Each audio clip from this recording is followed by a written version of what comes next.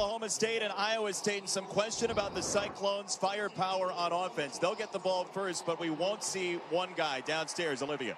Hey, Jason. Yeah, running back David Montgomery is out today, and that's bad news for the Cyclones. You mentioned how close this game was last year.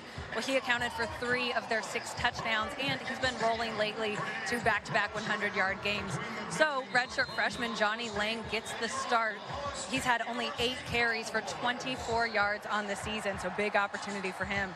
And at quarterback, we know Kyle Kempt is out another week, so Zeb Noland will start for the 4th time. Coach Campbell likes his moxie and his ownership, and he's got a great arm that we've seen at times, but he wants a little more consistency from Noland, so we'll see if we get that today. Question is, how will the offense progress down the field? How much will they sit on the ball in this game to try and keep it away for Matt Campbell from that Oklahoma State offense? Matt Campbell has done such a magnificent job here getting them to the Liberty Bowl last year. And then Mike Gundy on the other side wants to have that quick trigger offense. We'll see how much they'll see the ball if Iowa State wants to play possession today.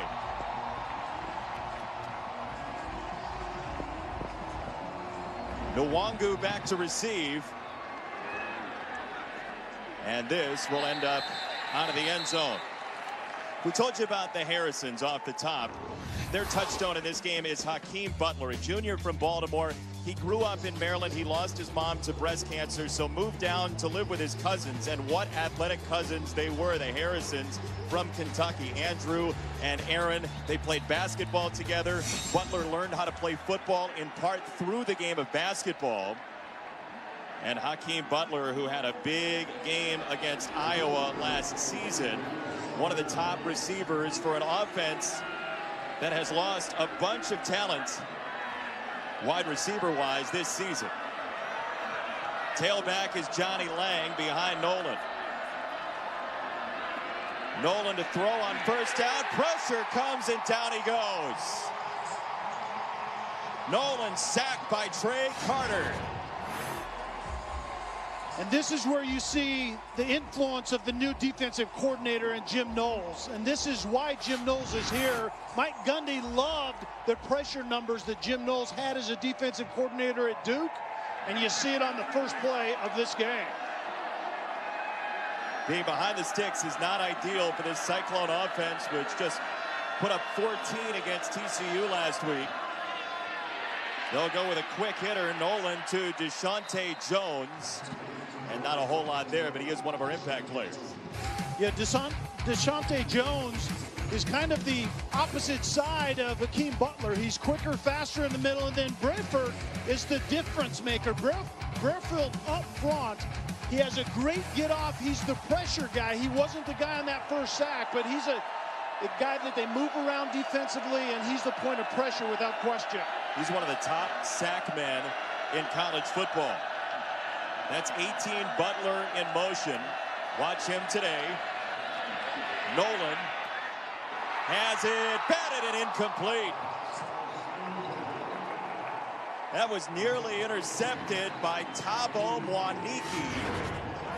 And Oklahoma State gets the stop. And a pretty decent pass. Good protection as opposed to that first couple of passes, and this ball was a little out in front of Butler, but catchable nonetheless. Not a very good start, really a shaky start for Iowa State offensively, and that isn't their personality.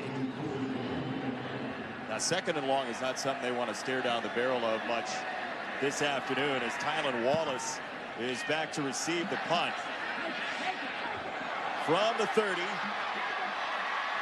Wallace is dragged to the boundary. On the return, number 2. So the quarterback for Oklahoma State, Taylor Cornelius, waited his turn for a long time. His family is terribly impressive. Josh Davis, 3 gold medals in '96. Brandon Green in the NFL, defensive end of the Bookouts as well. Casey, an Oklahoma baseball player, a standout. Kevin, a former Final Four forward for the Sooners, along with his exploits track and field wise as well. But this kid waited forever to get his starting chance, and he's joined by Justice Hill in the backfield. 1st and long for Oklahoma State. Justice Hill, so goes Shifty, finds his way to the outside. A prodigy in just about everything he does. Hill gets 8.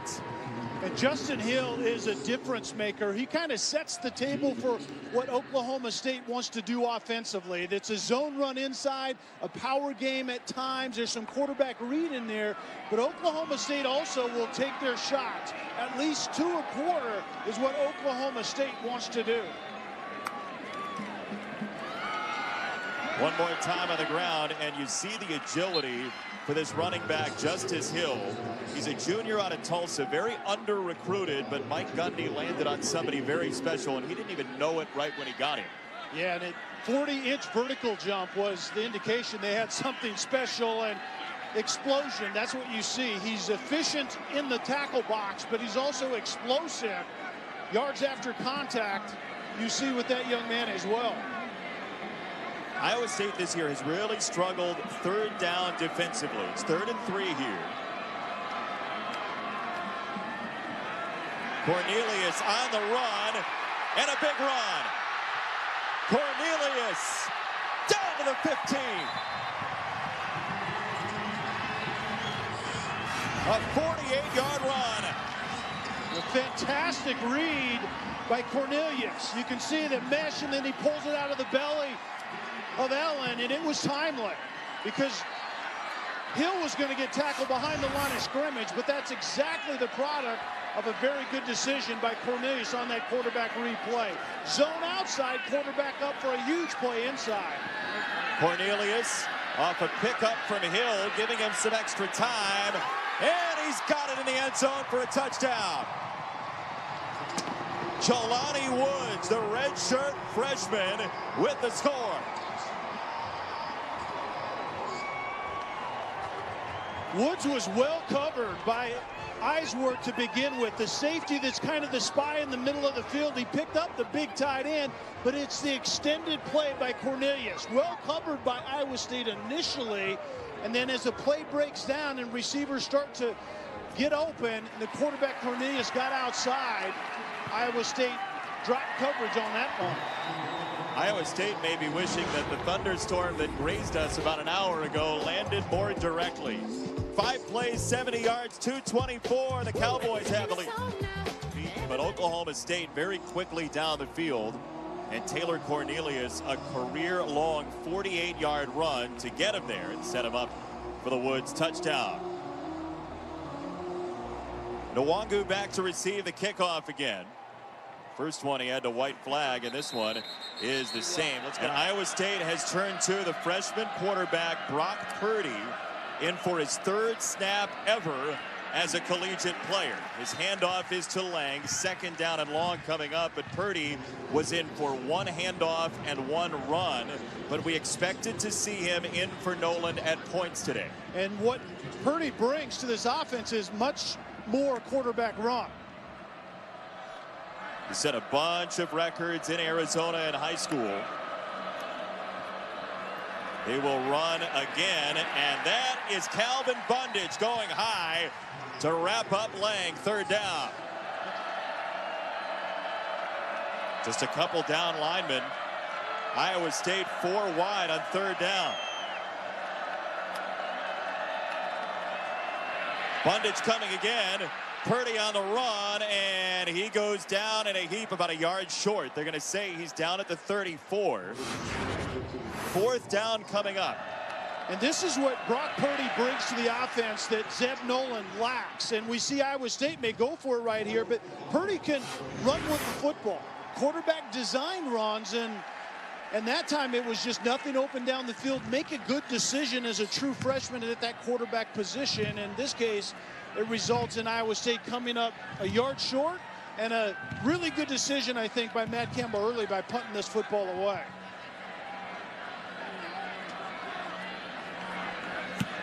Corey Dunn to punt.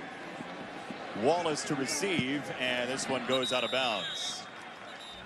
According to Southern Living, one of the top 20 most beautiful campuses in the South. And where else are you going to find a topiary of a cowboy hat and a cowboy boot? Frankly, nowhere. I have one of those on my ranch. You have topiaries on your ranch? Topiary, yeah. I think this may be the first time you ever heard the word topiary, but What do you say about that? That was offensive. It's first down from the 17 for Oklahoma State, and Justice Hill, the tailback. He gets the run. Boy, can he dazzle to the outside. He finds the corners so well. He's a physical runner, is Justice Hill, but he's also the type of guy that can plant a foot and get outside. And he has a lead blocker in Larry Williams, number 56. But it's the burst that I think people underestimate. And it would appear that Iowa State needs to get caught up defensively. Right now, they're just not matching up with the speed and athleticism of Oklahoma State. Draw play here. He said they really try to make you impatient as an offensive coordinator. Yeah, Iowa State really changed gears. They had 3 games, and then they were going into a bye week, and this is what they wanted to do, turn their players loose to make plays. And so their defensive coordinator, John Haycock, said, you know what? Every time I look on the sidelines, our best players are standing beside me. That doesn't work in this league. So now what you see is a lot of rushing 3, creating clutter with the back 8 and forcing Big 12 offensive coordinators to be patient, and not many of them are in this conference. Free runner, Cornelius goes down. Eisworth was there first. Orion Vance finished the deal. And so, Jason, it's a scheme that you force the offense to be patient, and then you bring timely pressure. And that's what we're seeing on this one. We're seeing more pressure. The safeties in particular, you just mentioned Greg Eisworth. He's that guy that's kind of a robber in the middle. But safeties have to dictate things in this, and there's a lot of freedom and flexibility built into this scheme for John Haycock currently. And the ball dropped by the punter, Signer. He boots it out of the end zone for a safety. Just flat out clanged down to the turf, and it's 7-2.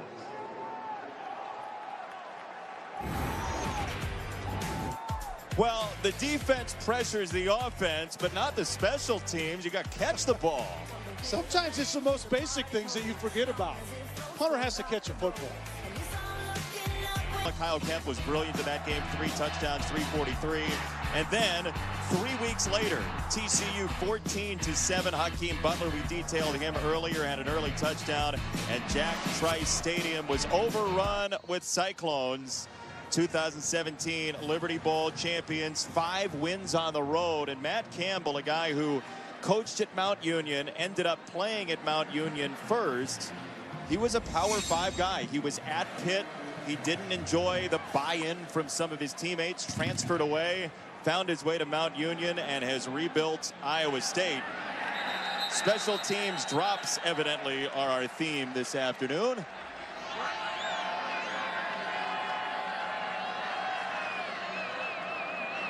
Nwangu in motion behind Purdy, who throws for the first time.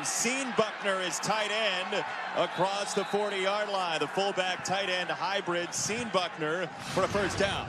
And I think the quick hook by Nolan is because Purdy can do some of this. He can get on the move.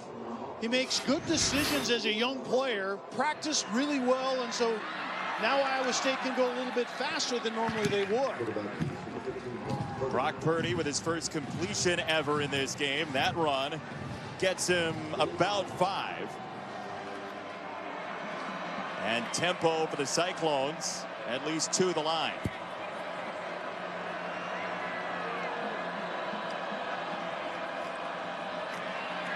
Nwangu breaks a tackle and gets to the outside for a first down as he steps out of bounds just short of the 40-yard line.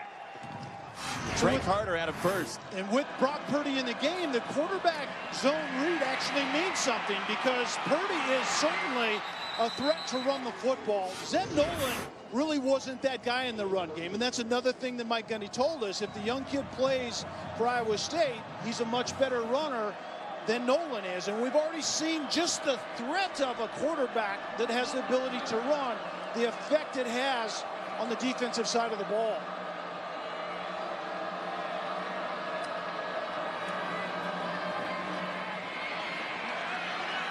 Nwangu just short of the line to gain. Olivia. Jason, this is the most we're seeing Brock Purdy, like you said, but he's kind of a freshman phenom within their walls. In fact, wide receiver Hakeem Butler says he throws a nice ball and he loves catching from him. But more than that, Hakeem says Brock's so far ahead of every freshman he sees. He comes in so focused, the same every day. Which you don't see from a freshman typically is that consistency, right? Yeah, and that's exactly why freshmen haven't played a lot in the past, because a lot is put on your plate. You're trying to find your way to biology class, and you were at prom just a few months ago, and then you have to play in places like this. And so sometimes it comes a little bit later, but this young man is wise beyond his years, and he's really playing now in a system that fits him really well. And we saw the quarterback run on that play before. There are 2 receivers at the top side, only 1 defender there. And now Jones in motion. He will get the ball. And just a short gain. Brock Purdy, the first true freshman quarterback to play for Iowa State since 1995. We're talking through the Sage Rosenfels era that record goes back to. And Matt Campbell told us that this was a plan to get him playing time, but I think the quickness of the decision kind of portends to how many points Iowa State think they're going to have, and they're going to have the quarterback running the football to be effective offensively. Purdy saw the pressure coming, felt it, got out of the pocket, and let's see. Touchdown! Butler high points it beautifully.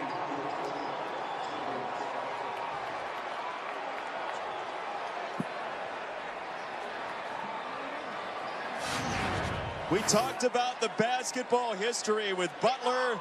Here it is. And 6'6", and this was a veteran move. He didn't let Williams, the defensive back, know the ball was coming until the very end. And I don't know that Hakeem Butler came down in bounds with it. 4th touchdown catch of the year for Hakeem Butler. And Iowa State off the safety punches it in through the air with the new quarterback Purdy to Butler going up the ladder. Hakeem Butler, his 13th career touchdown catch for Iowa State. Hubbard on the return, and he explodes just short of the 40-yard line. Good field position for the Cowboys. Cornelius.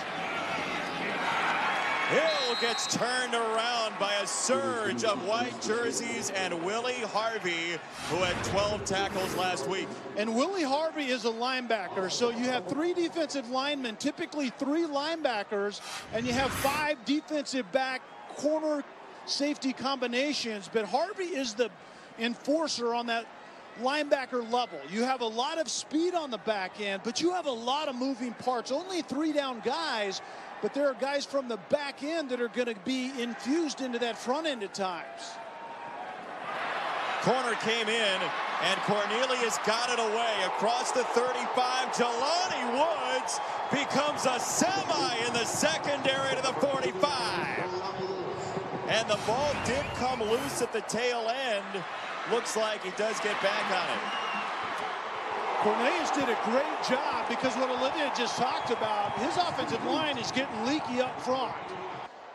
And Iowa State got pressure again. Cornelius extended the play and found his big tight end roaming free on a crossing route. Iowa State, tough years so far. 3rd down defensively. Cornelius wants to throw and runs right into Payne, who went by him initially and turned him aside at the end. DeAndre Payne, number 1, is coming out from the edge, and then Jake Hummel is coming up inside from his linebacker position. A lot of games on that line of scrimmage. You start with 3, you add defenders as the play goes along, and then you play games up front. And Iowa State, there are a bunch of moving targets on that defensive line of scrimmage, and Oklahoma State is not sorting it out very well currently. Mike Gundy was very unhappy with his offensive line the last couple of weeks, as Milton takes it on the run, and Tariq Milton short of the 40-yard line. Wow. Drew Brees on his way deeper into the record books. Purdy, the freshman for Iowa State, invites the contact from Colby Peel. And very close to the marker. The quarterback design run is firmly on the table currently for Iowa State.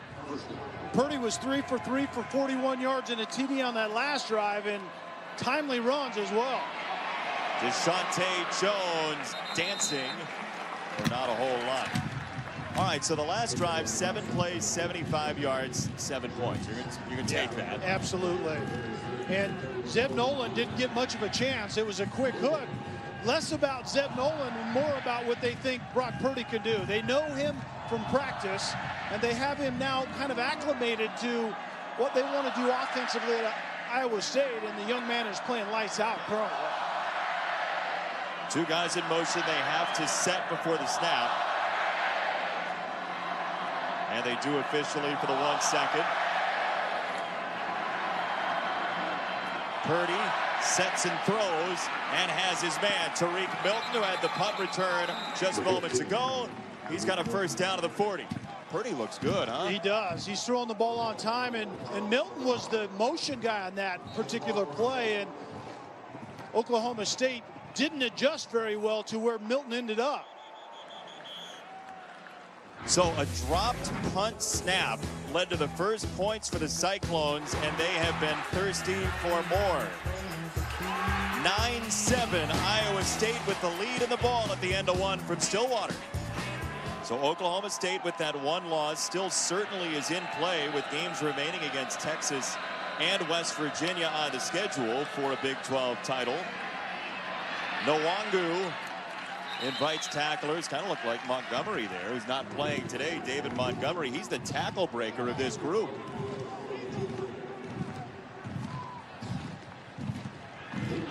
Right back to the line on 2nd down for the freshman quarterback at his first extended playing time, Brock Purdy. Quick throw for Milton, who gets undercut.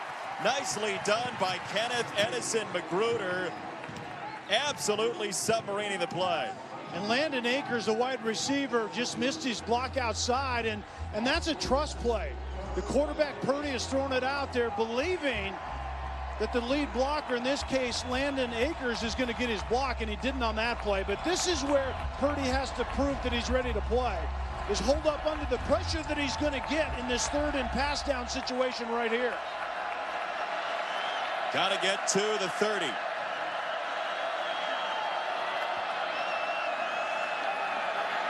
Purdy backpedaling, got it away, and not enough for Crony, who was tripped up by Phillips. You going for it or kick it? I think this is a go for it category right here. You're in that position. Obviously, a punt doesn't do you any good.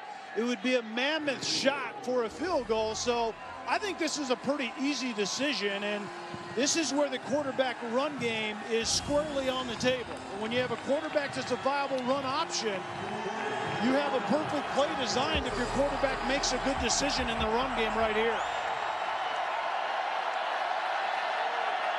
Field goal would be about 51 yards instead. 4th down for Purdy. He fakes the throw, does it again, and gets the first down.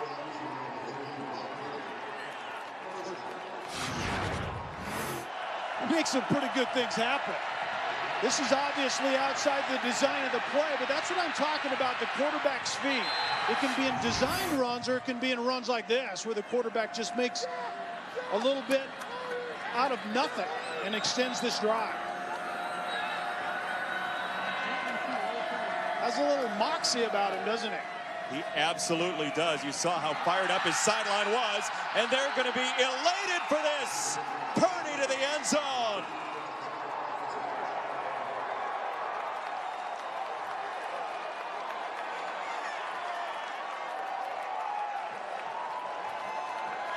This guy's pretty fun to watch. Yeah, he is. And all of the stuff that Brock Purdy brings to the table kind of within the play. That time it was a fake throw outside to Milton right at the very end, and he gets a defender to jump out of his run fits, and the quarterback keeps it, and all of the things that come into play when your quarterback is a viable runner of the football. And it's amazing the effect it has on a defense. Coaches don't like surprises. No, Bryce Purdy is that surprise. And watch the little head fake right at the end. The pass fake outside, and then number 15 having flashbacks, all the records he set in high school. Pretty special player already. Well, 1 year in the minors, Brock Purdy's dad was managed by Mario Mendoza of the famed Mendoza line of 200. His son has been well better than 200 so far today in Stillwater. 7 for 7, 63 on the ground, 55 in the air. And Oklahoma State sees the ball again, but trailing big time. Hubbard had a nice return last time, and he skates across the 30. Back from the 32. Justice Hill, a first down run, and he's to the 40. But came back and won. Cornelius on the throw to Landon Wolf, who had a big game last week, and this is into plus territory inside the 40. Oklahoma State hasn't been in rhythm yet, but keep in mind they want to go fast. It's get the ball out to playmakers and let your dudes do something in space. That's what Oklahoma is about, and Iowa State has to be a very, very sound tackling team today, and they weren't on that play. Got to get your dudes the ball, right? How do you get your dudes the ball? Who are my dudes? And then how do we get our dudes the ball? That's what this game is about. Cornelius under siege again, right up the middle. Spencer Benton, the senior, right in his face. And one of the things, Jason, that struck me when I was watching Oklahoma State this week is their offensive line does not do a very good job of sorting out things up front and communicating in the run game or in the pass game. And we saw it on that play, and we've seen it actually the last 3 drives. Very leaky.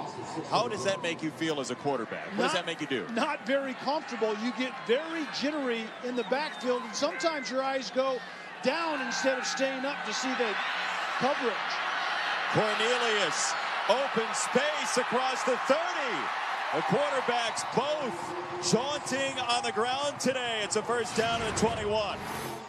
Mike Gundy told us this yesterday that Cornelius seems to be better when he runs the football a little more. And right now, that's about the best thing that Oklahoma State's offense has going for him is timely running by Taylor Cornelius. He was an all-state player in 4 separate sports just outside of Amarillo growing up. And here he launches down the middle, batted away. DeAndre Payne in front of Johnson. Payne did a great job at closing. If that ball could have been out a little sooner by Cornelius and driven a little bit more, this is a driving shot. There's a little bit too much air and finesse with that ball. Drive it in there, drive it upfield just a little bit more, and then DeAndre Payne has less time to break on that ball and knock it down. Hubbard sneaks through, and Hubbard down to the 11. Took Brian Peavy to go after his shoe tops to knock him down.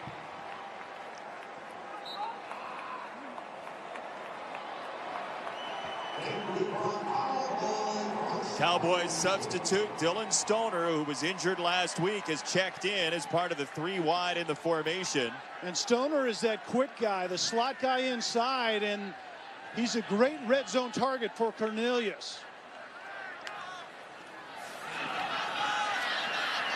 Picking his way inside the 10. They do have a chance at a first down at the 1. This will be second down.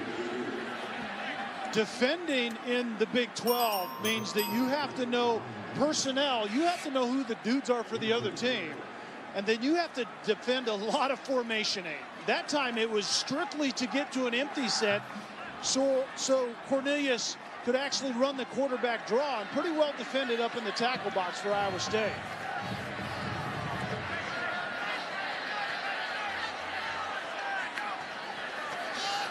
Cornelius, end zone, and incomplete. He wanted Wallace, who didn't have enough room at the sideline. Third down. That was really Wallace's fault. Wallace has to give Cornelius a little bit more room. This ball definitely floats out of bounds, but there wasn't a lot of room there. Fight a little harder inside and give the quarterback a little bit more throw zone to that sideline. Just a couple steps you're talking about? A couple steps. Wallace was doing the right thing by fighting through the press coverage, but just do it a little bit further inside, and you extend the strike zone a little bit for your quarterback. Wolf finds his way in. Landon Wolf, touchdown.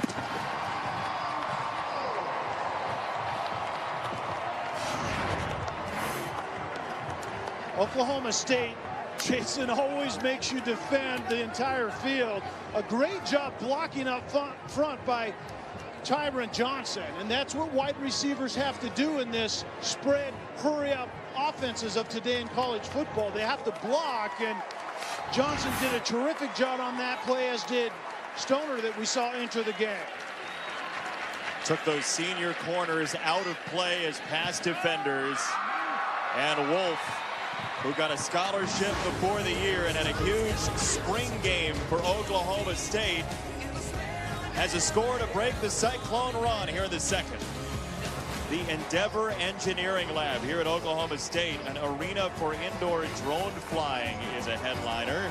3D printers, water encased in a clear 35-foot tube, the only undergraduate facility of its kind in the United States. That would be a blast to go fly some of those drones inside.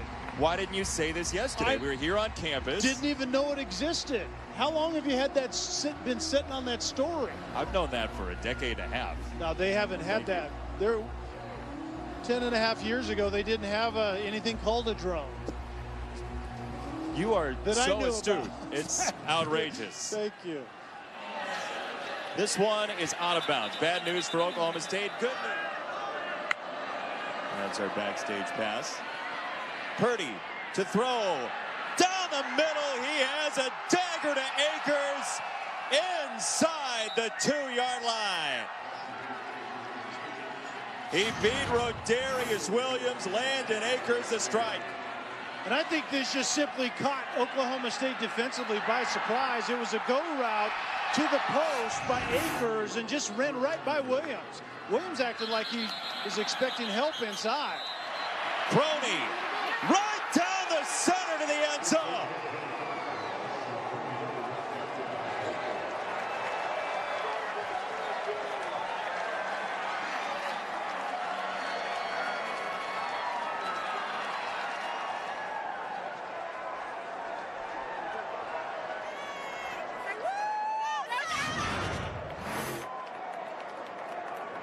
Oklahoma State is having a hard time getting a fit up front, and that was just a simple zone inside with the quarterback running an RPO to the outside, and that actually looked like it might have been a call give, even though Brock Purdy went through with the run fake or the pass fake outside, but not well defended, obviously, up inside by Oklahoma State.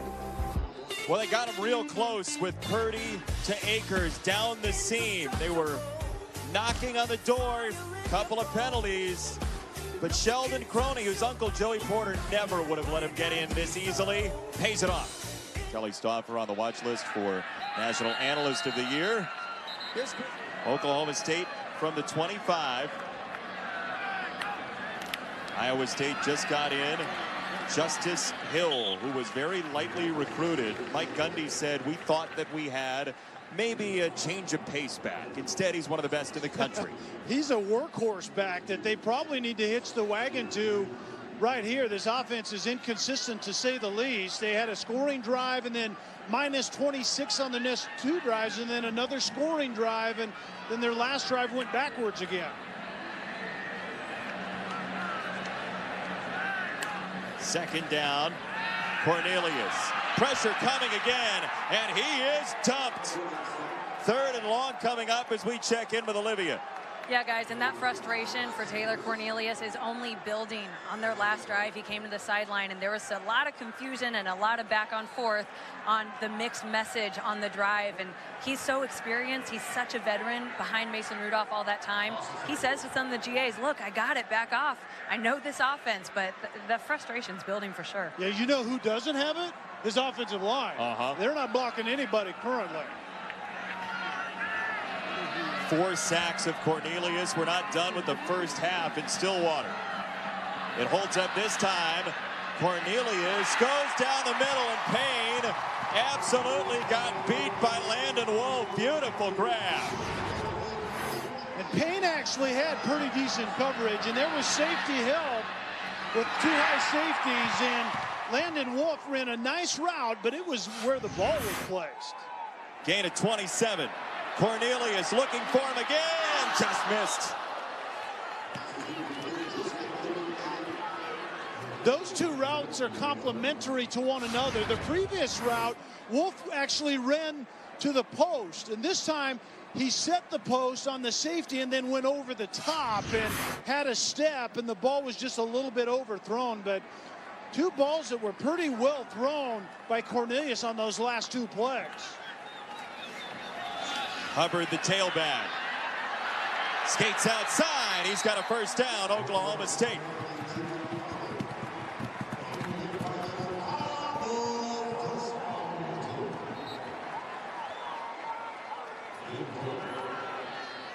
Each team with all three timeouts. No hurry for Oklahoma State here.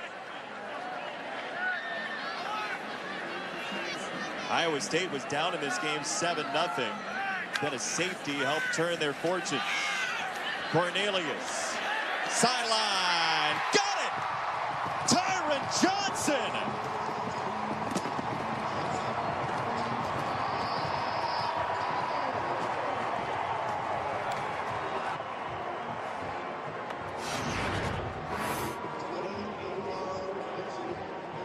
Tyron Johnson just runs a go route, and the safety Braxton Lewis was, you can see coming in right at the very end, was just late. Payne, the underneath coverage, thought that he had safety help over the top. That safety's really playing over top of two different routes, and the go route got by Payne, and the safety Lewis could not get there in time. Cornelius today, 6 completions, 3 for touchdowns, and a game that took 42 plus to win last year. Looks like it's headed that way again. Johnson, the LSU transfer, with the touchdown. And this leads to a touchback. His Cavalier has been a little bit more controlled than your typical gunslinger type. He goes down the middle here for Milton and put it right on his fingertips. That's a beautiful ball into plus territory. You can't place the ball any better than that right there. There was a very, very tiny window. Tell me if you're the quarterback, if you can throw that ball in there. That was terrifically well covered and just wasn't covered enough for a perfect throw. What young quarterback have you seen with this many ball fakes in a first major playing time situation? I don't remember it. The only one that utilizes the ball fake like this is, I already said, Brett Favre back in the day, and he was always doing something like that with the ball in his hand. Do you have someone in mind? I don't recall ever seeing this. It takes some confidence to do that for a young man who'd played all of 2 snaps before.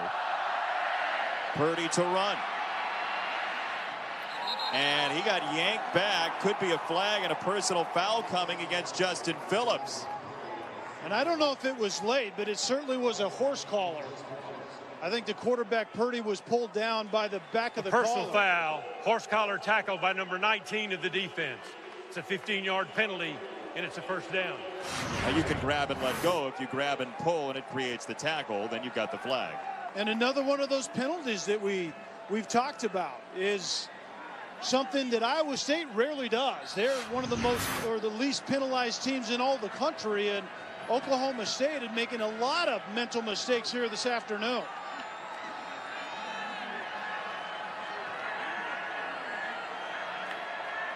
Lang in motion. Purdy always scanning upfield, and he goes down at the 25. Jarrell Owens, the redshirt senior, with the stop.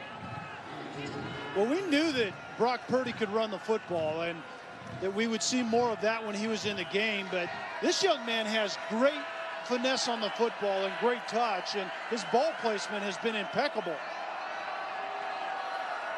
And his runnings neutralized this pass rush that's so strong at times for Oklahoma State.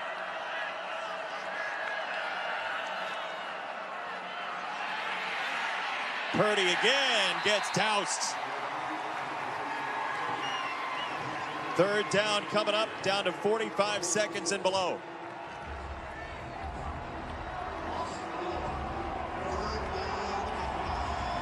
Third and 9.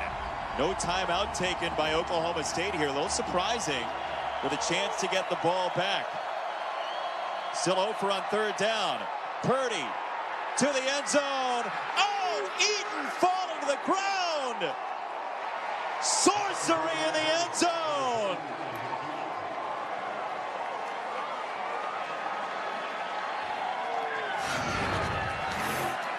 Rodarius Williams, the corner for Oklahoma State, is wondering what he has to do to cover somebody. He's basically in the shirt pocket of Eaton, and the ball is apparently caught. There's infighting down the way, and as Eaton is pushed to the ground or falls to the ground, he catches the football. Great ball placement once again by a true freshman quarterback in Brock Purdy, but you can't cover a guy much better than that by Williams.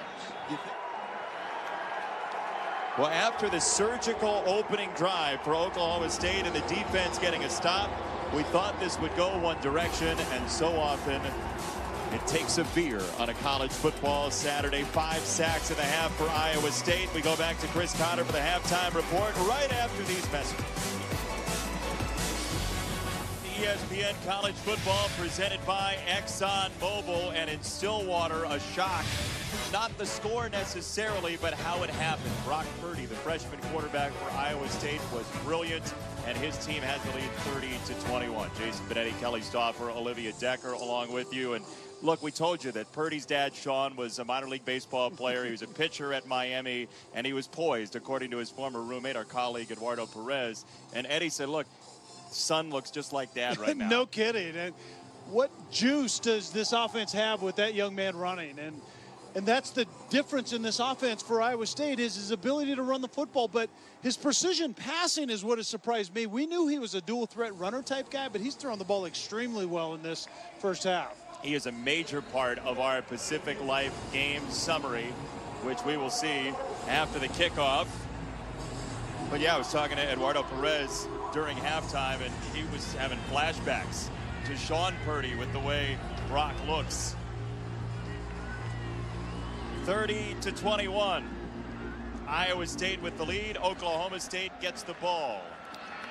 And another kick out of bounds, this time from the Cyclones. 40. Long throw. Johnson. Tyron Johnson. First down inside the 40. Now, Jason, in a nutshell, what Iowa State wants to do defensively is they want the offense to have to be patient and much more methodical than Big 12 offenses are used to doing. They were moving at the snap. The defensive line was flowing when the ball came back, and Hill sets up a 2nd down and 6. Not a lot of sub packages on the defensive side for Iowa State for this purpose. Playing defense in the Big 12, you typically don't have a lot of time. And so put your best 11 out there and let them roll. And it's less about matching up with the personnel changes that you see in this conference.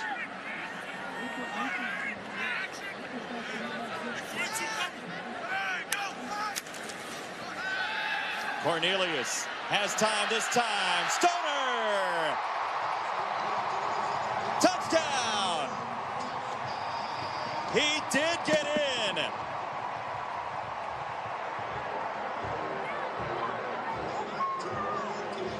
Reminiscent of the opening drive of the first quarter. And what a throw by Taylor Cornelius. Stoner is going to get over the top of linebacker Marcel Spears at the line of scrimmage, and then it's a seam route. Play fake up inside, and Taylor Cornelius pulls the ball out of the belly of Hill and then throws a BB. The runner's knee was down at the 1.5-yard line with the ball at the 1-yard line. It's first down. So they'll have it at the 1. Key is where the ball is. Mike Gundy will have to draw up a 1-yard scoring play alongside his offensive coordinator, Mike Yursich.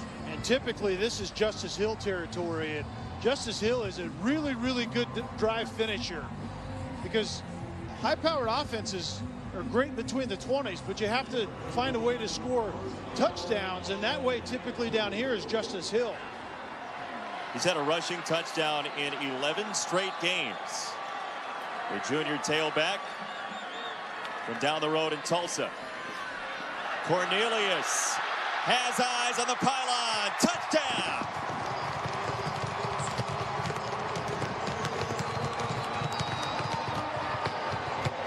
If you don't give it to Justice Hill, use him as a decoy, and this was a naked boot out the back door, and Jaquan Bailey, the defensive end number 3 for Iowa State, was completely fooled, was chasing the running back and tried to peel back and couldn't catch up with Taylor Cornelius.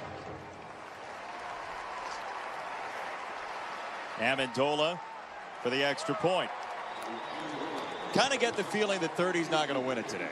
Yeah, and you get the feeling that Oklahoma State isn't going anywhere. Oklahoma State feeds on big plays, but they also know how to finish things off.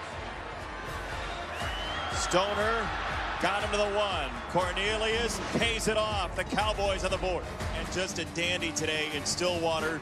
Oklahoma State trying to stay in the Big 12 race with the loss of Oklahoma earlier.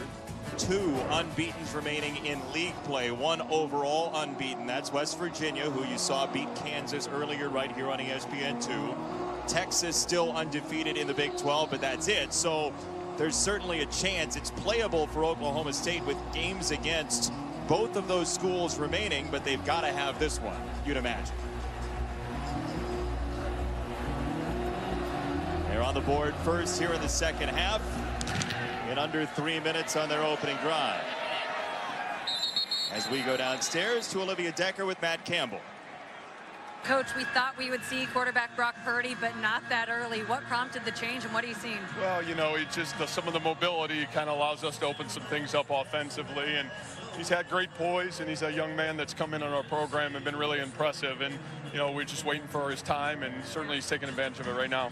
It's impressive on the sideline, too. I don't have to tell you, Iowa State hasn't won in Stillwater in 18 years. What are you all doing right now that could change that? Yeah, we just got to keep playing. You know, this team's been a team of resolve, and, you know, they play really hard, and now we got to play and win with detail here in the second half. Thanks, Coach. Thank you. Matt Campbell, the head coach for Iowa State. Purdy down the middle. Butler got turned around and still yanked it in. Hakeem Butler to the 35-yard line. The run-pass option is something that Brock Purdy is used to. Ran this a lot in high school, and A.J. Green is matched up on Butler. And that's a mismatch, at least in terms of height for Butler. But he used the strength there to turn him around as well as second down comes up. And then you see Iowa State wanting to go faster as well. That's something they haven't used a lot of this year is tempo, but Brock Purdy seems very comfortable going at a pretty high pace. He's played all but 1 series in this game. In for Zeb Nolan. Nwangu in motion.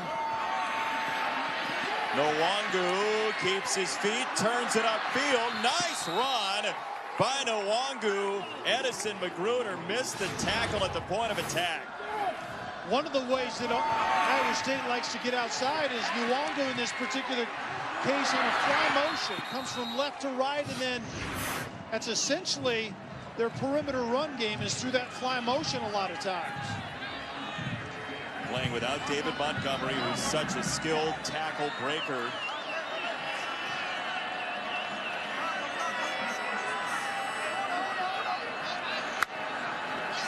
Nwangu in motion again. The fake that way.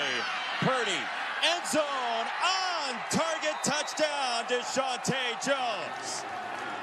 Purdy has been lethal in Stillwater.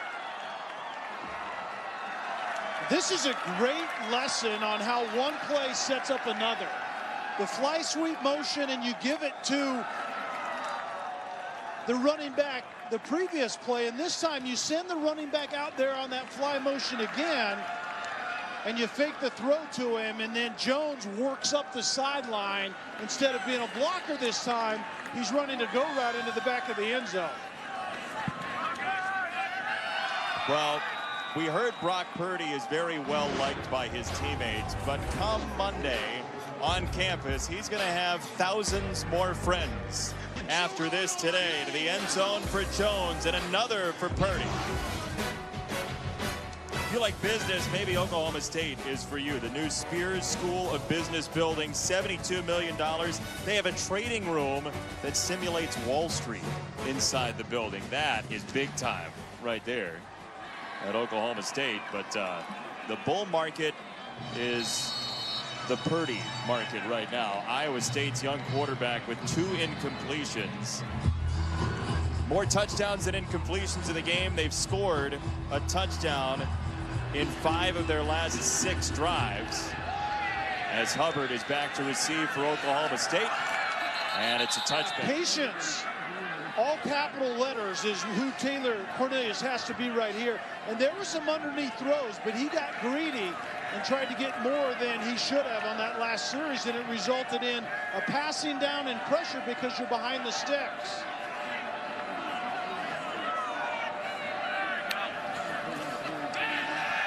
Cornelius blindsided. Ball loose. Let's see who comes up with it. Brian Peavy found the quarterback. And let's see who has the ball. It is Iowa State football, according to the backside official. Cyclones have it.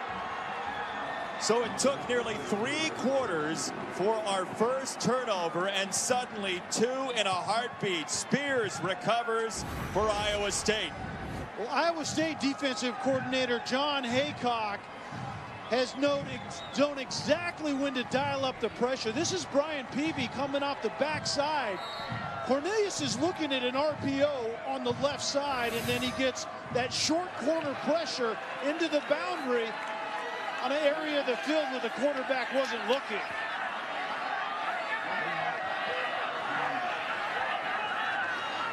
Some movement on the defensive side for Oklahoma State, not completely organized. Nwangu to the 14. Thing that, Jason, that a quarterback has to do when you're into the boundary and you have a pass to the opposite side, in this case the wide side of the field, you have to take one last peek to the right side, that short boundary, because whoever is blitzing, if anyone is, they're on you quickly. And Brian Peavy was on Cornelius in a heartbeat. Didn't have that one last glance, created the turnover. In a 9-point game, the freshman quarterback Purdy, in his first extended time as a collegiate player, has the ball and runs behind Crony and his line to the 11. That was really a quarterback designed run, more of a power play. You saw seeing Buckner, number 47, is kind of a move fullback tight end, relocating to lead, and then 63, the left guard Colin Olson, was stepping around to lead the quarterback Purdy. That's what this offense has on the table now that they didn't have with Zeb Nolan, nor do they really have with Kyle Kemp, who's out. What's going to happen when that young man is back again? We'll see, but Purdy looks like he's in absolute control of this game. Purdy on the roll. Wanted to throw, dodges the tackle, and extends the ball for what looks like an Iowa State 1st and goal at the 7. He made Bundage miss. I mean, these linebackers are good for Oklahoma State. Brock Purdy he's a baller on the football field. Again, that probably should have been dumped to Sean Buckner, the fullback, out in the flat immediately, but then it's the kind of the head fakes and the ball fakes, and all of a sudden he's extending the drive. Long drive for Iowa State. It's about a couple minutes today. They have marched down the field pretty well. This off the turnover. Purdy to the 5. No rush for the Cyclones to give it back to this offense. Up by 9. Good job by Oklahoma State staying home that time, and you have to do that when the quarterback is a viable runner. in the offensive game plan, which has been the game plan ever since Brock Purdy came in. You have to stay home. You have to be disciplined, and that quarterback design run forces the defense to do that.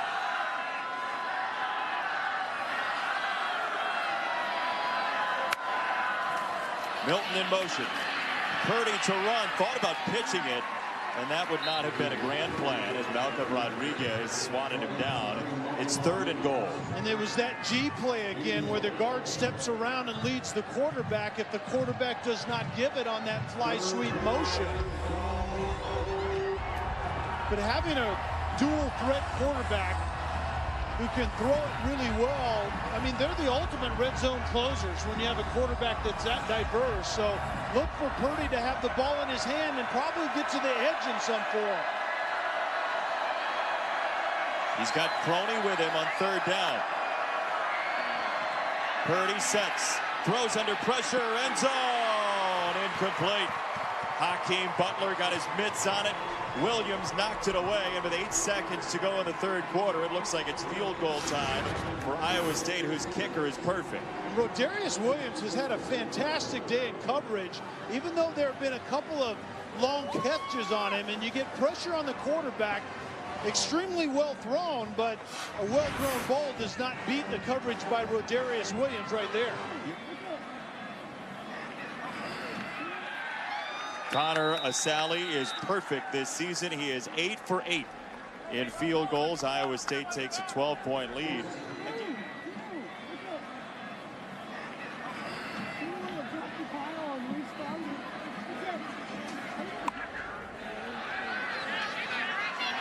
Hubbard at the 3.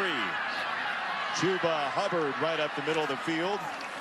And what amounts to the last touch of the football in the 3rd quarter in cloudy Stillwater. Iowa State has put up a big number offensively. 40-28. We've got 15 minutes to go here at Oklahoma State. That is shocking. Miami does not need that, certainly, as Justice Hill gets all turned around and loses a couple yards. Matt Leo with the stop. We'll see Miami on the road at Virginia next week, but not what the Hurricanes wanted as they tried to bounce back from that opening win, that's for sure. That opening loss, I should say, to LSU.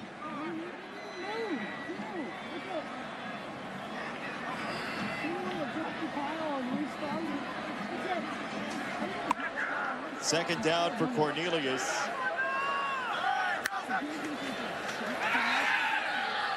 Again, he has to move his feet early and lobs it to the sideline. What a grab by Wallace at the 44. And a great job. You called it, Jason. Cornelius has to move his feet, and this isn't easy. To move your feet, move your body forward and throw a touch pass on the sideline. That's pretty good stuff right there. Hill, neatly done that time. Looks like he's got an internal GPS. Yeah, he's a pretty special running back. Great vision and great feet, and a physical finisher of the run as well. Cornelius flushed again, and down he goes. Ball came loose. They're going to say he was down. Cornelius did have a chance to throw it away. He was tripped up. Hummel got in there, and it's 3rd down. And that's the decision, is Cornelius has to throw this ball away. He didn't even have a receiver on that side of the field anymore, and he wasn't going to go anywhere as far as running the football himself. Throw it across the line of scrimmage, and you save your team a handful of yards right there. Pressure again. Incomplete.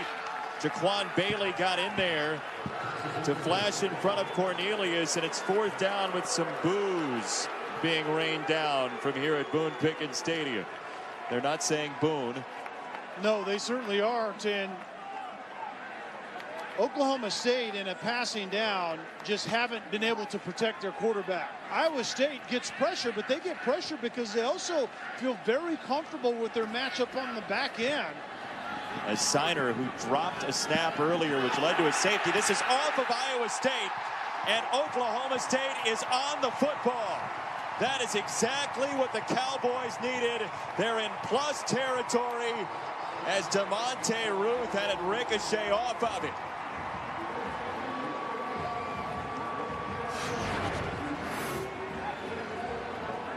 Typically, Iowa State is really buttoned up in this area of the game, and DeMonte Ruth is supposed to get word from Milton in that particular case that typically the punt receiver runs up and is giving some indicator that it's a short punt and getting everybody out of the way, and Milton didn't do it on that particular play well enough for Ruth. Justice Hill sent backward. Payne got there second. Lewis was first, and a loss on the play. Another tackle for loss for this defense, and John Haycock. And a great job of adjusting to the formation. That time, Oklahoma State put their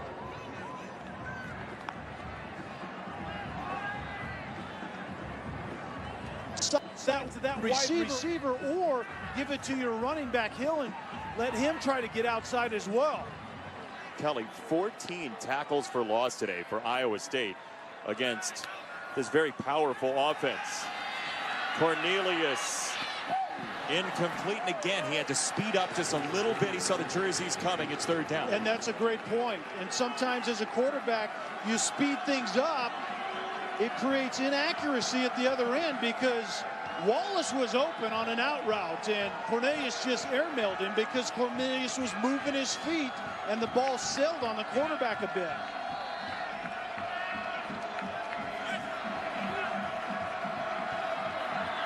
Five for 11 on third down against a team that has really struggled on third down defense this year. Cornelius has to move. Sideline, got it to the 14. They're about a yard short with Wallace. Got to go here, right? Yeah, you do have to go, and Tylan Wallace did a great job of working back down the sideline. Possession inbounds, possess the football in a move common to the game, which right there for Wallace was simply going to the ground. That does count as an action common to the game, going to the ground. Fourth down.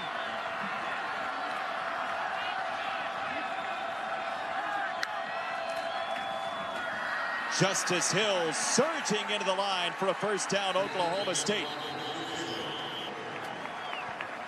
And 4th and 1 with the game on the line certainly had Justice Hill's name written on it. The question was whether that offensive line for Oklahoma State was going to be able to stop the penetration that Iowa State has gotten so well defensively on the day.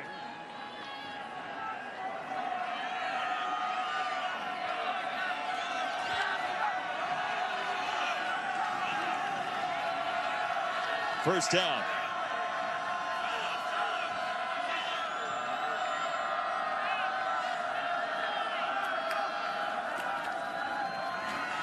Hill again. Nifty shift through to the 4. His feet are so fun to watch. And the feet of a running back are tied directly to his eyes, and the eyes tell the feet where to go, and Hill is very good at getting there.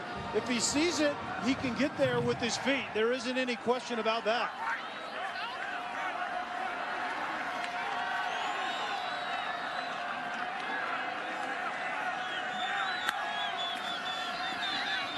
One more time, easy for the touchdown. Justice Hill.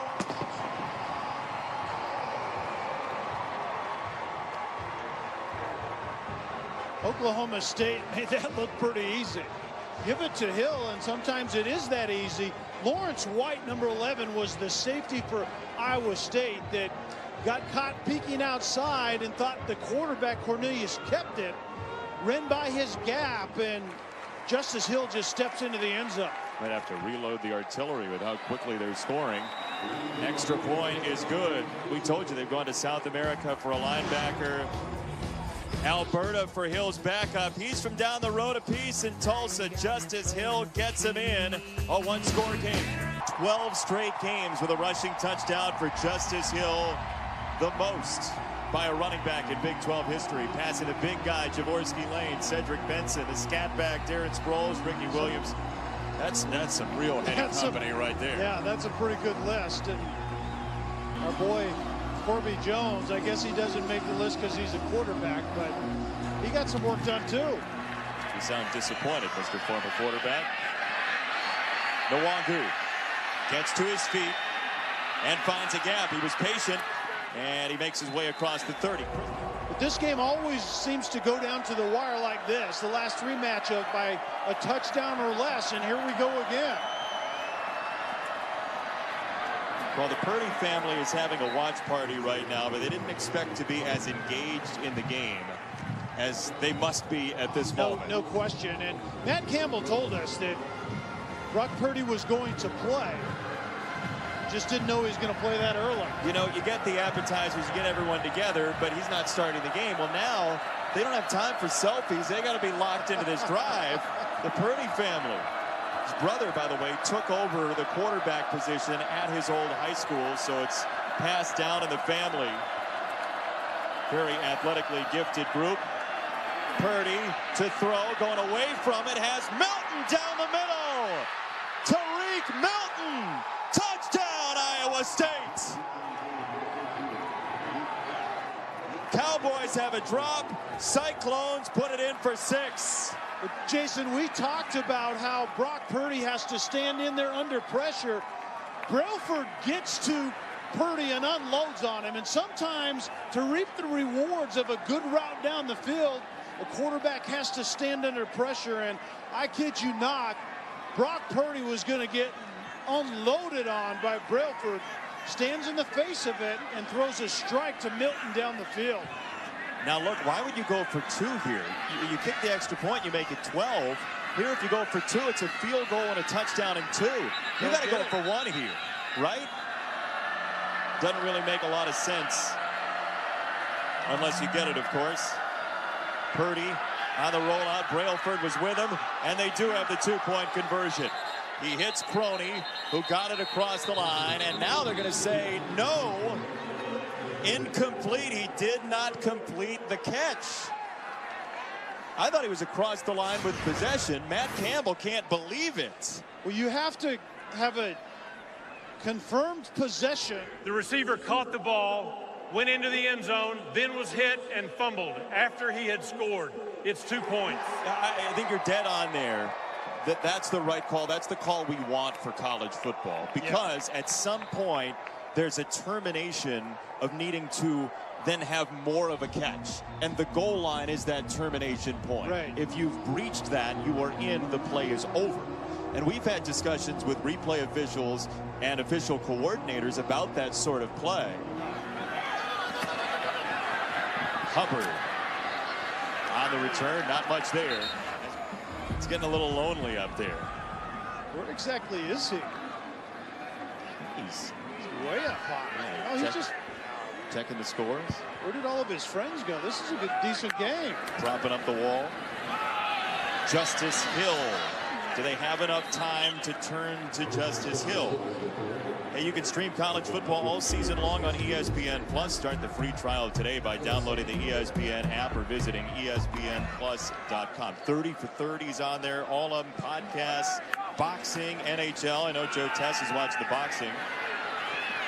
Justice Hill doubling back. Cornelius wants to throw on the block, but there was nowhere to go. It was Willie Harvey again, who's been very active in this game for Iowa State.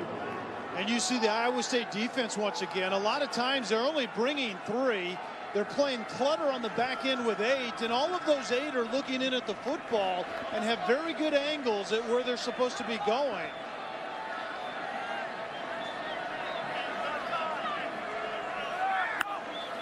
Third and 4, Cornelius. You know, what really stinks here for Oklahoma State is you talked about the clutter and having to be patient. When they had the ball over the top and they had the touchdown and it finally came to them, they dropped it. You're not going to get many of those looks in a game against Iowa State. Yeah, you're referring to Tylan Wallace on the deep post route and thrown right into his shirt pocket by Cornelius, and Wallace just couldn't complete it. And sometimes that happens, but you're exactly right. That was their opportunity on that one. Cornelius shedded one tackle. The rest came and dropped him. Mike Rose led the charge. Here's the drop. This could be the play of the game. They would have taken the lead on this. And Wallace just runs right by the coverage by Brian Peavy, the best cover guy that Iowa State has, and just couldn't finish the play. First team all Big 12 according to ESPN's voters. Last year, Peavy. Under 4.5 to go. Cornelius on the roll again. And it's intercepted. Picked off by Braxton Lewis, his third of the year. The question is going to be whether Braxton Lewis got his foot down, and I think he did. I think it was possession of the football, and then I think it was Lewis's left foot that gets down before he's out of bounds. Possession, catch, and do you finish it through the football move, which in this case was going out of bounds, and I think all of those things are yes. There is green between the foot and the line. Yeah, you'd need indisputable video evidence to overturn this call, and it doesn't look like it's there. So John Haycock, who's been all over the Midwest, the defensive coordinator for Iowa State. He's coached under Jim Tressel and Bo Schembechler. He's coached at Army for a year. He gets a major turnover from his defense and Lewis to set up plus territory. Crony on the run, and you have to imagine, as a former quarterback, you got Cornelius, who's been running for his life all day long. You do get tired, don't you?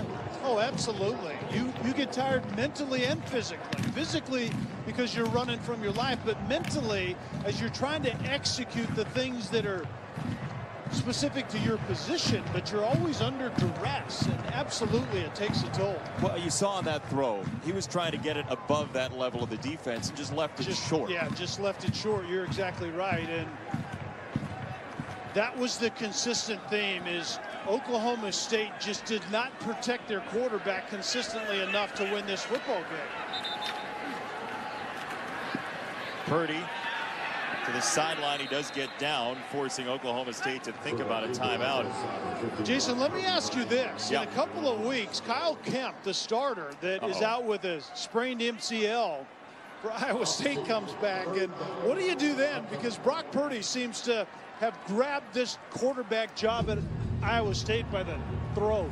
I think it depends on what happens, say, hypothetically, against West Virginia next week. Then you got the off week, Texas Tech to follow.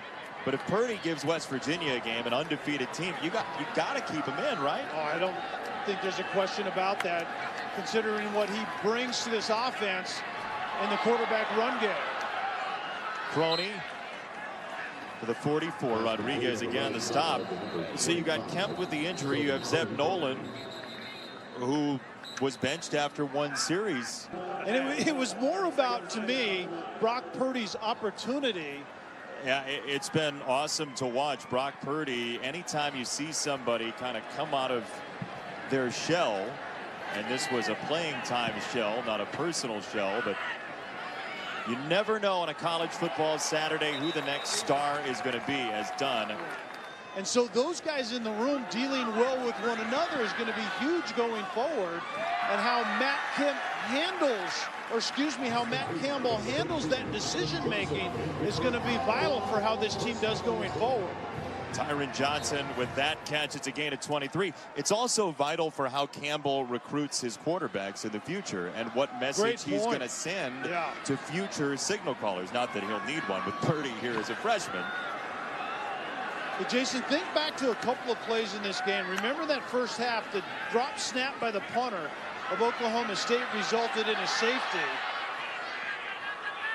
As this ball goes to the outside for Justice Hill, Payne takes him out of bounds. The safety and the momentum. Yeah, it Iowa woke State up. Absolutely. And then in the second half, you know, the drop pass by Wallace that Cornelius put right on the bean, and that could have resulted in a lead, and instead it was what could have been. Right on the bean, huh? Right on the bean. 150 and change to go. Cornelius on the roll.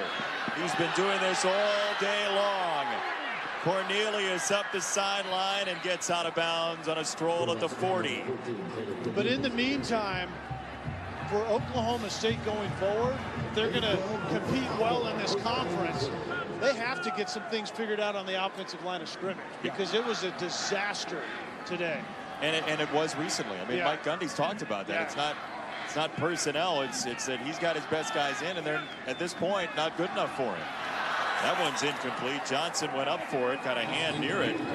Payne was right on his back. You've got Cornelius, whose major offer was to go to West Texas A&M.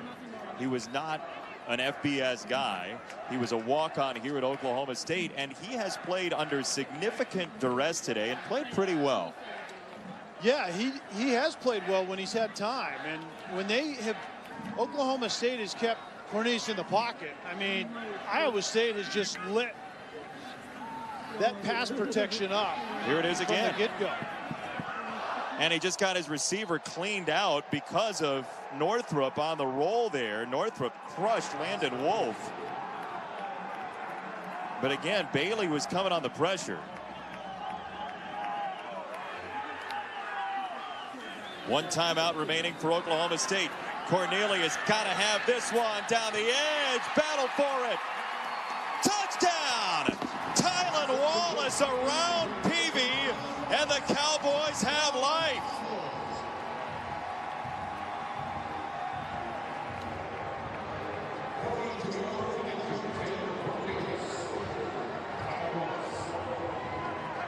Well, Wallace certainly made a much more difficult finish on the football there than that one he dropped earlier in this quarter. Cornelius does a great job of giving his receivers chances on deep balls down the field. Just give him a shot. Give him Make a it shot. competitive. Absolutely. And Cornelius is very, very good at that. But wow, did this just get really interesting. That is a great point. We have not seen very many uncompetitive balls today from Cornelius, as Amendola for the extra point to make it a 6-point game. And this series, which was 49-42 last season for Oklahoma State with its heavy artillery wide receiver crew, needs an onside kick recovery with 56 ticks to go in Stillwater. And a couple things to keep in mind here for the onside kick is the kick team can't touch it until the ball passes 10 yards, and they can't engage in the receiving team. Here it is. Butler high points it. That's how the scoring started for Iowa State, and that's how the game will very likely end. A very good guy to finish is Butler. You talk about a guy who has the length to go up and get this one. That was a very good onside kick. That's what you want out of an onside kick. You want that extra bounce right at the end. Well executed, but the guy on the other end, Hakeem Butler, is 6'6" and climbs the ladder and goes and gets it. It was Matt Hockett off the punt. And this is a couple kneel downs. And that is it for Iowa State. So Hakeem Butler, who grew up with the Harrisons, the former Kentucky standouts on the basketball court. He scores a touchdown in this game and ends up with the ball in his hand to finish the victory for Iowa State. And Matt Campbell, whose team was down at 0-2 in the Big 12 after a loss at TCU. They're playing without David Montgomery, their star tailback. And lo and behold, with a new quarterback, a freshman who'd seen 2 snaps in his college career, the Cyclones win on the road in Stillwater. And talking to Matt Campbell earlier in the week, you sensed that they were up to something, because remember, their first game of the year was canceled, and then the next 3 games, Iowa, Oklahoma, and Akron, were all different game plans, and they never really felt that they got their feet on the ground, and they put everything together today. Well-coached team. Mike Gundy told us. Very impressed with Matt Campbell and his staff. And for Brock Purdy, the freshman out of Gilbert, Arizona, he is the man who replaces Sage Rosenfels as the most recent Cyclone quarterback to win in Stillwater. 16 tackles for loss for Iowa State, and their head coach Matt Campbell is with Olivia. Okay, we are just laughing. Was Brock Purdy even born the last time Iowa State won in Stillwater? But, Coach, what did you see from your young quarterback? Yeah, he's got great poise. You know, he's a young man that's been impressive since he stepped on our campus, and he's bided his time, and, you know, he took advantage of his opportunity, and we talk a lot about that in our program, and really proud of him. Sticking on the offensive side, you did this one without your star running back, David Montgomery. What was the best part of the offensive show today? Yeah, I just think it was a collective effort, you know, and it's a group that, you know, we've been trying to find our way a little bit, and, you know, we had an opportunity. These kids have practiced, and we got some really good players, and I think some of those guys got their opportunity to showcase what they could do today. Back in the win column, first Big 12 win as well. What does this one do for your program? Well, you know, this team, it's one of my favorite teams I've ever coached because they love football and they come to work every day. And I said, for this team, our obstacle will be the way, and it kind of was today a little bit, you know, but they just keep playing, and I really love this group. Last one real quick, Coach. Who's your quarterback next week? Yeah, you know, we'll decide that here in a little bit, but obviously Brock has put himself in a great situation to continue to improve. But, you know, I thought Zeb Nolan was first class today on the sideline, and really proud of his leadership as well. Congratulations. Thank you. All right, thanks so much. Olivia, thank you. 48-42, the final score for Olivia Decker, Kelly Stauffer, Jason Benetti saying farewell from Stillwater. Auburn, Mississippi State is coming up shortly, but for now, we go back inside the studio. Full day of college football to document Chris Cotter as your leader.